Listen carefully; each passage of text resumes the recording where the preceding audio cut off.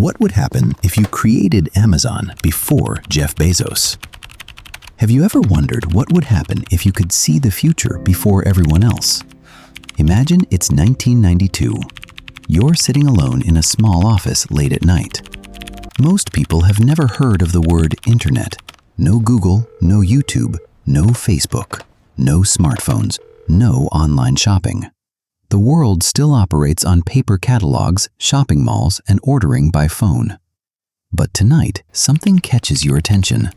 Buckle up, we're going back to 1992. Before we begin this journey, if you also enjoy discovering the secrets behind the success of extraordinary people, take a moment to like this video and subscribe to the channel. It's a simple action, but it helps this channel reach more people who are striving to achieve greater things in life, just like you. And now, imagine opening your eyes one morning and realizing that you are that person. The journey begins. Chapter 1, 1992. And the world didn't know. It was late, really late. You were sitting at your desk in a silent space where only the night was, and the machine in front of you sounded like two fax machines fighting over a telephone line. It was your modem. It was the sound of the future. And right now, it wasn't impressive at all. You were waiting for a web page to load. 11 minutes had passed. The progress bar hadn't moved in those 4 minutes, and you were starting to seriously wonder if the internet had broken down and given up. But then it loaded, and you started reading. You held in your hands a research paper, thick, dry, the kind of document that would put most people to sleep by the second page. And hidden within it was a statistic that startled you so much you spilled your coffee. The number of internet users is growing at 2,300% every year. Not 23, not 230. It's 2,300%. Every single year.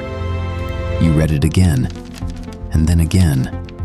Then you just sit there in the dark, coffee dripping onto the edge of the table, staring at those 4 words as if they were a message meant just for you.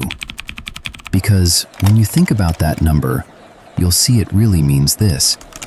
In 3 to 5 years, tens of millions of ordinary people will be sitting in front of screens, credit cards in hand, ready to shop. The infrastructure for that point will hardly exist. Online stores won't exist, systems won't exist, habits won't have formed. You have a choice now.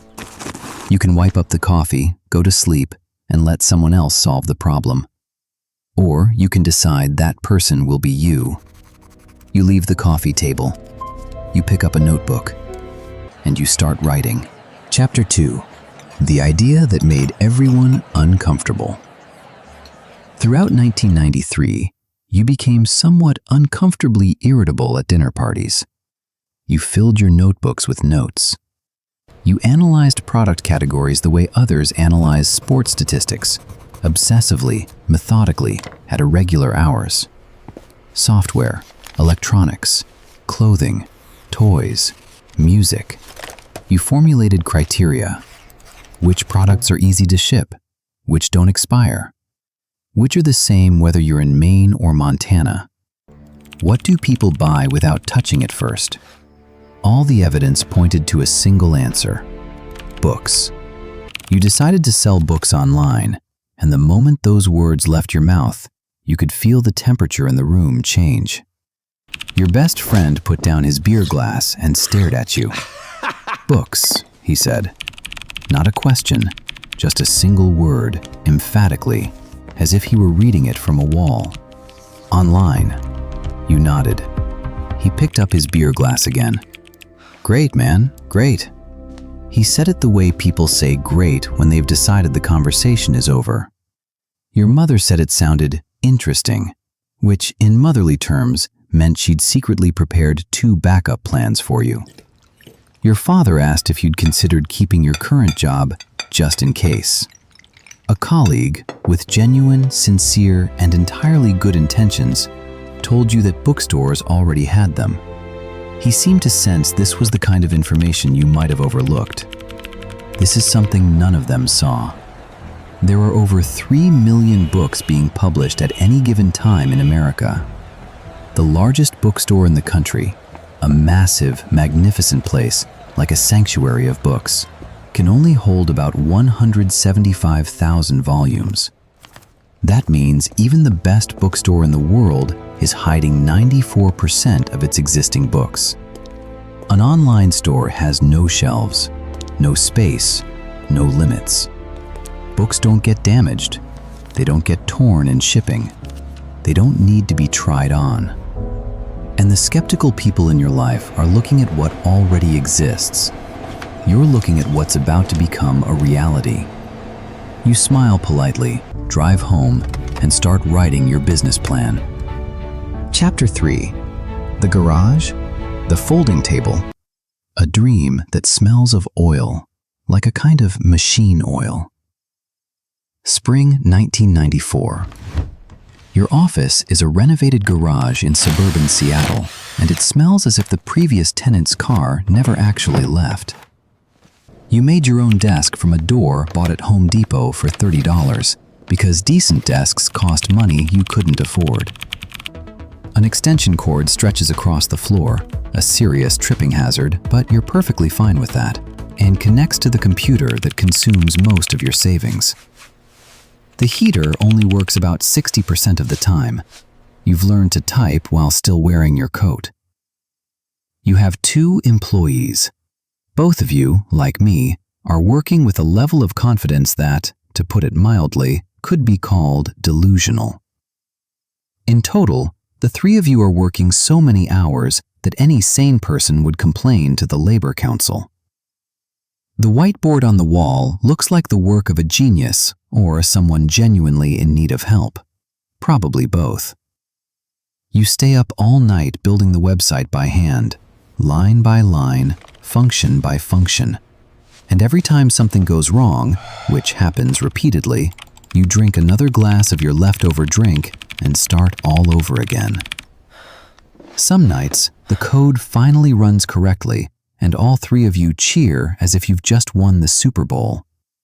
But other nights, you sit silently staring at the error message for 45 minutes, the only sound being the heater constantly switching on and off as if it's judging you. The pizza boxes in the corner are gradually becoming an integral part of the structure. But somewhere in those long, dimly lit nights, something that had never existed before was being built. And you knew it. You felt it in a place beyond words. By the summer of 1994, the website was live. It wasn't very pretty, but it loaded. And in 1994, it loaded was essentially a 5-star rating. Chapter 4. Order changes everything. It happened on Tuesday afternoon. You were half asleep at your spreadsheet, running back and forth over numbers you'd already run 4 times, when the computer emitted a sound you'd programmed yourself. A specific sound. The sound signaling an order had arrived. A real order. From a real person. A complete stranger somewhere in America who had found your website, chosen a book, entered their credit card number, and trusted you. You jumped up from your chair so quickly you almost knocked it over. You called 2 of your colleagues and they rushed over, and in a split second, just 1 second, all 3 of you stood there staring at the screen in absolute silence. Then one of them started laughing. Not a polite laugh. A hearty, uncontrolled, almost hysterical laugh. That kind of laugh that comes when something you've bet everything on suddenly comes true. You pack your first box yourself. You tape it up carefully as if it were going to be displayed in a museum. You drive to the post office yourself, and when you hand it to the clerk and watch it disappear into the back, you feel something indescribable. Not exactly pride, more like proof. This is now a reality. What you don't know is that somewhere across the country, a stranger is about to open a package, take out a book, and become the first customer of one of the world's largest retailers. Chapter 5. Getting Started. Taking a Step Forward. July 1994. You need a name. Not a cute name, nor a name that sounds like a startup. You need a name that sounds bigger than your scale, because if things go according to plan, you're going to grow quickly, and you certainly don't want to have to rebrand when you're selling everything from car batteries to wedding dresses. You open a map.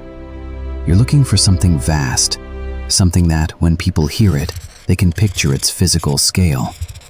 Your eyes stop at the Amazon River, the largest river on the planet, so wide that in some sections, you can't really see the other side.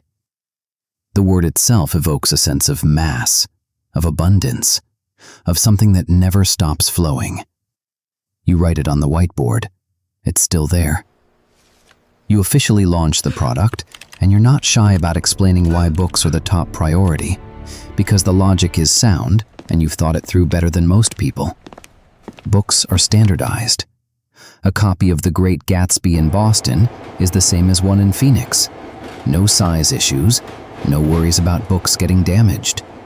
No need to see it in person before buying. The supply chain is decentralized, which gives a new company an advantage.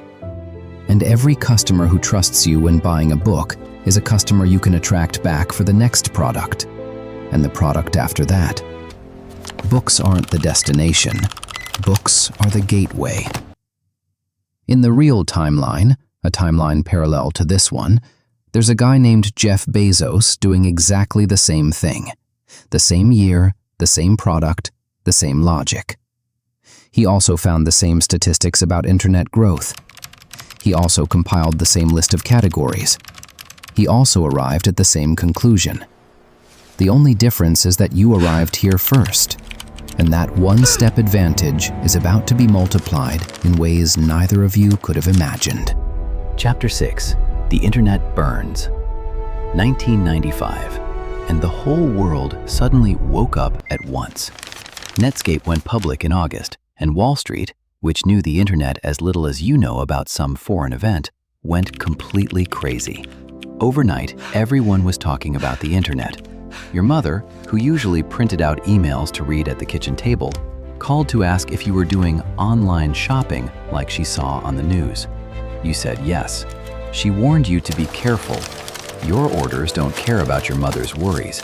They were doubling, then doubling again.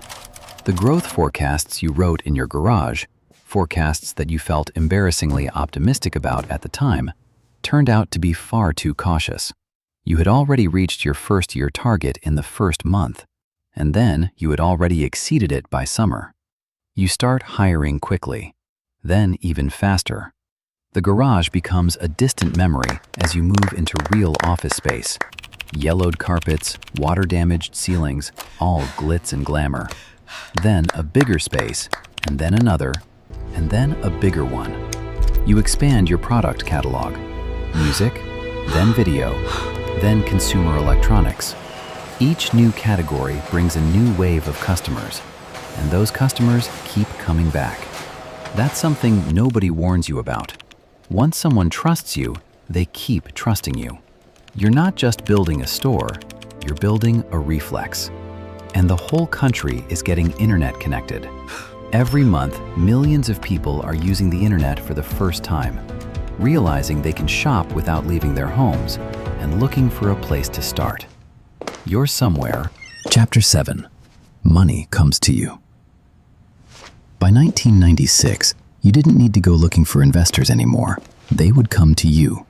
Venture investors, who in the early 1990s had little interest in the internet, suddenly became incredibly enthusiastic about anything with a .com suffix. They showed up at your office with investment proposals and well-prepared questions about the path to profit, and you had to try to maintain a serious expression because your company was growing faster than any retail company in American history, and the path to profit looked like just keep doing exactly this, but on a larger scale. You attended the meetings, you listened carefully. You get money from people who truly understand what's being built here, not an online bookstore, not even a website, but a new kind of commercial infrastructure. a foundational layer beneath an entire retail industry that never existed before. As for those who just think of you as a regular bookstore, you thank them for their time and send them away. With truly abundant capital, the growth rate becomes almost overwhelming. Distribution centers, engineering teams, customer service operations. You build a proprietary inventory management system that traditional retailers can't replicate. You implement a customer review system, something every traditional retailer in America thought was crazy, because why would you let customers publicly criticize the products you're selling? And it turns out to be one of the most powerful things you ever do, because trust is the product. Everything else is just inventory. The Monday morning data analysis meetings became a sacred experience. Chapter 8, The Frenzy. The late 1990s, and Silicon Valley was completely lost. Companies with no revenue, no customers, and no coherent explanation of how they made money were raising massive rounds of funding worth hundreds of millions of dollars and going public to thunderous applause. Pets.com spent $30 million on Super Bowl advertising. Webvan would replace all grocery stores in America.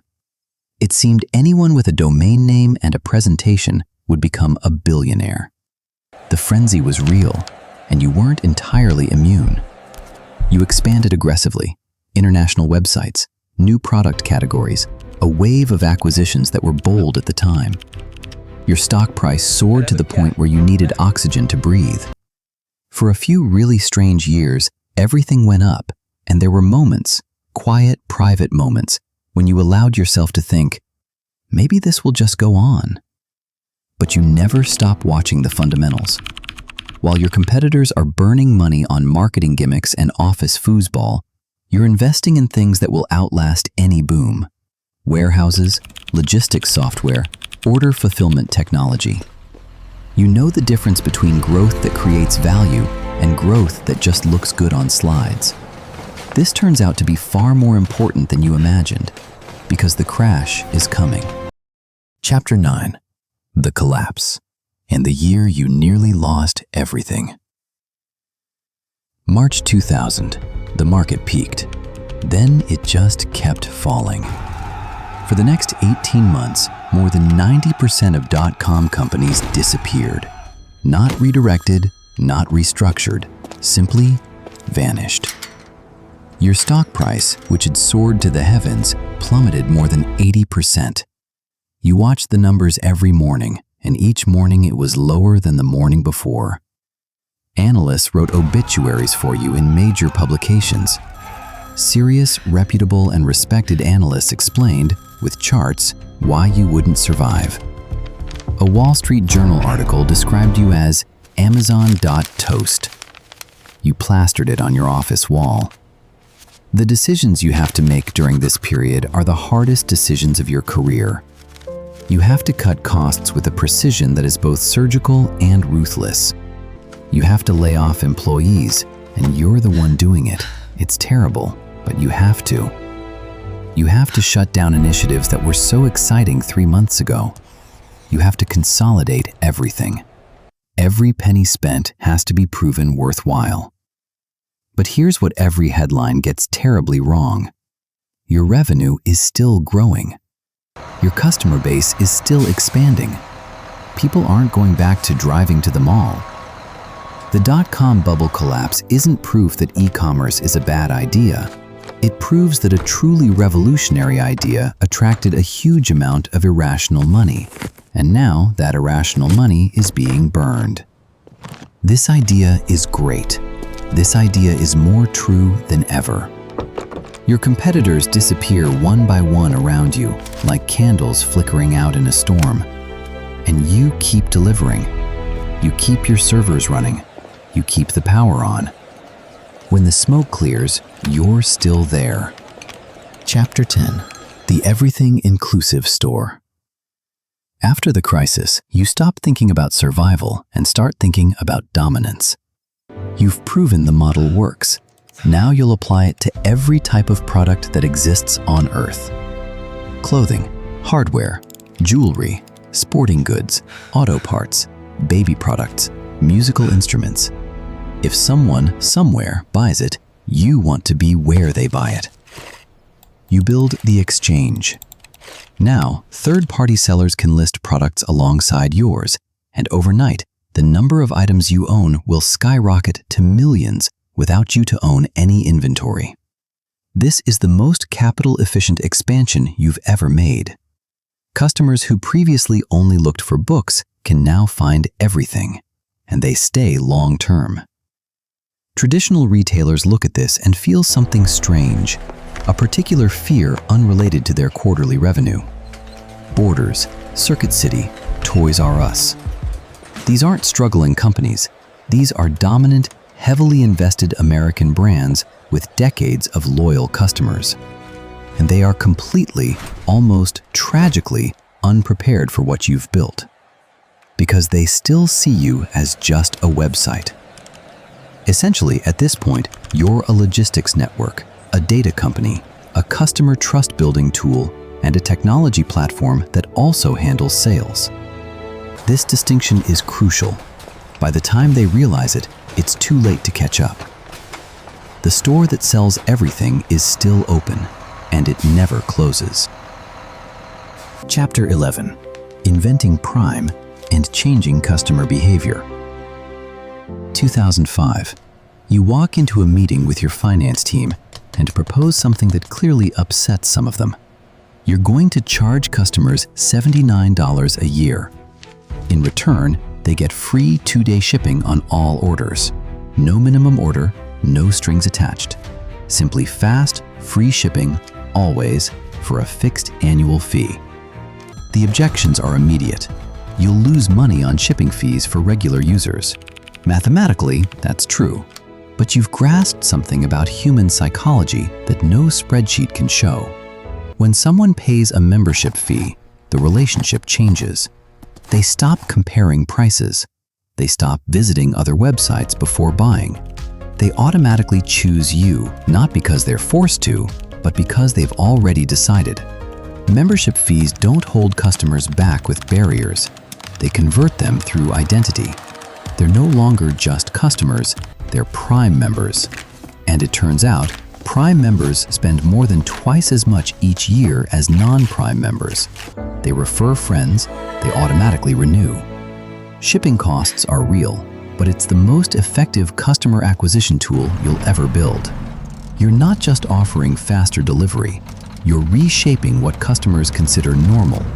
And once you've reshaped those expectations, no competitor can match them without possessing the same infrastructure as you. Chapter 12: A WS, a hidden gold mine right before your eyes. At this point, the story takes an unexpected turn, including yours. Running a company of this scale means you have to solve infrastructure problems that no one has ever solved before, because no one has ever tried running a company like this. Enormous computing power, enormous storage needs, complex database architecture. To handle your own operations, you've had to build tools that, frankly, are extraordinary. One day, someone remarked, "Other companies need these tools too. They're just building them from scratch, badly, expensively, and slowly, because they don't know you've already solved the problem." In 2006, you launched Amazon Web Services, AWS. And here's the simplest way to explain it. In the old world, starting a tech company required buying physical servers, leasing data center space, hiring hardware managers, and spending months and millions of dollars before you could write the first line of code for a real product. With AWS, you do all of that in an afternoon, with a credit card, on your laptop. The impact on the tech industry is like blowing up a dam with explosives. Startups that previously took 2 years just to build infrastructure can now be up and running in weeks. Netflix runs on your cloud. Airbnb runs on your cloud. The CIA runs on your cloud. Ultimately, a significant portion of the entire internet, the videos you watch online, the apps on your phone, the websites you visit, runs, in some form, on your servers. The company you built to sell books has become the backbone of the modern digital world. And AWS, quietly, without fanfare, almost secretly, is the most profitable business model you've ever created. Chapter 13. When Amazon becomes a verb. By the 2010s, something extraordinary had happened. People no longer said they were shopping online. They said they would buy on Amazon.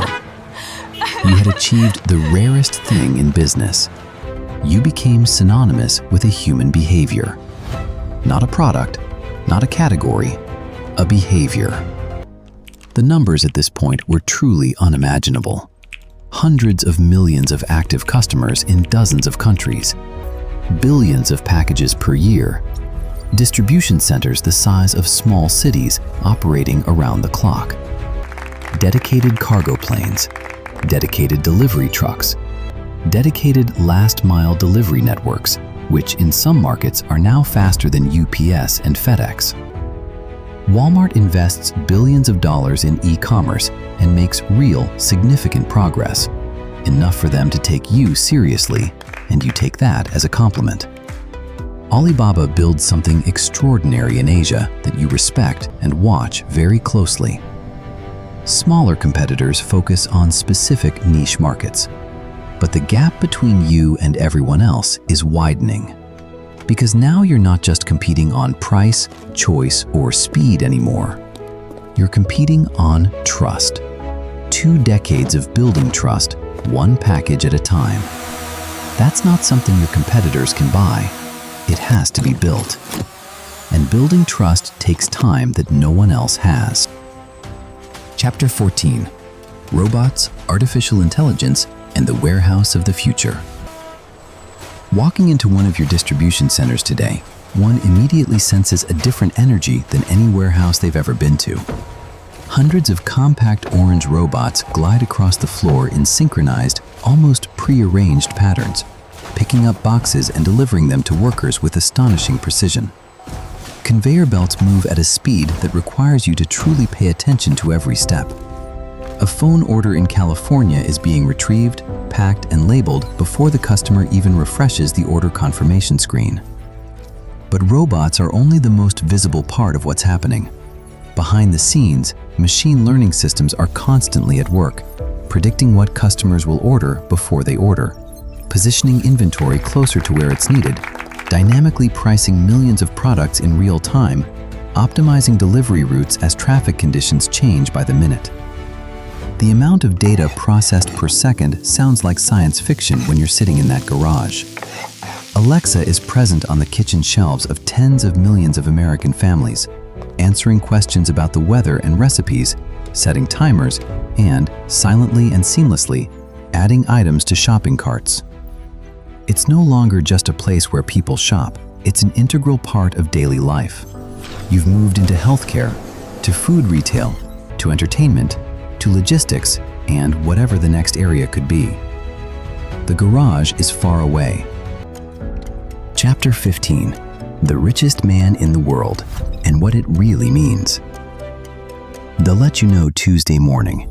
Your net worth has just surpassed all the living people on Earth.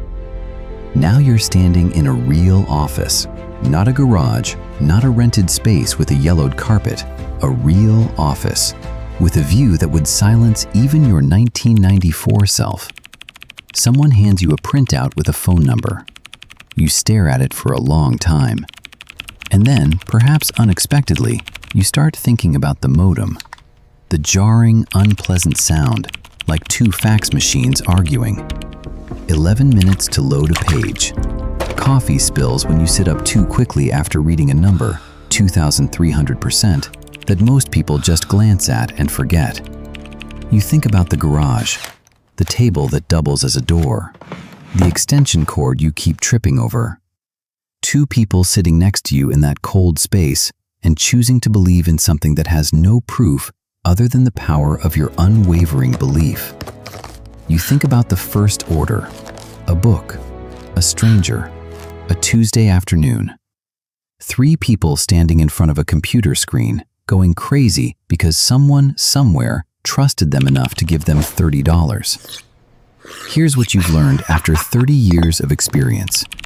Everything great starts by looking impossible from where you stand. The internet in 1992 looked like a nuisance. Selling books online looked like a solution to a problem nobody else had. AWS looked like a distraction from the real business. Amazon Prime looks like a losing proposition. Every chapter in this story, every risk, every twist, every near-death experience, every decision that sends your finance team reeling, looks utterly insane to someone until it becomes utterly inevitable to everyone. The crucial skill isn't being the smartest person in the room, nor is it having the most connections, the most money, or the perfect timing. That skill is seeing things clearly, specifically, with enough conviction to act before the world decides, and then pouring all your energy into that goal, even when those who love you gently suggest you should have a backup plan. Vision isn't the ability to predict the future. Vision is not being distracted from what you already know to be true. Somewhere right now, the mouse cursor is blinking on the screen. Somewhere right now, a number in a document is waiting for someone to read it without turning the page. Somewhere right now, the next version of this story is in the very place where your version once was. Invisible, improbable, waiting for someone to take it seriously. The question remains the same. Is that person you? If this feels different, if a part of you recognizes the feeling of seeing something before anyone else, then you know what to do. Press the subscribe button. New fictional historical stories, impossible assumptions, and tales of all changing moments every week. What happens next is entirely up to you.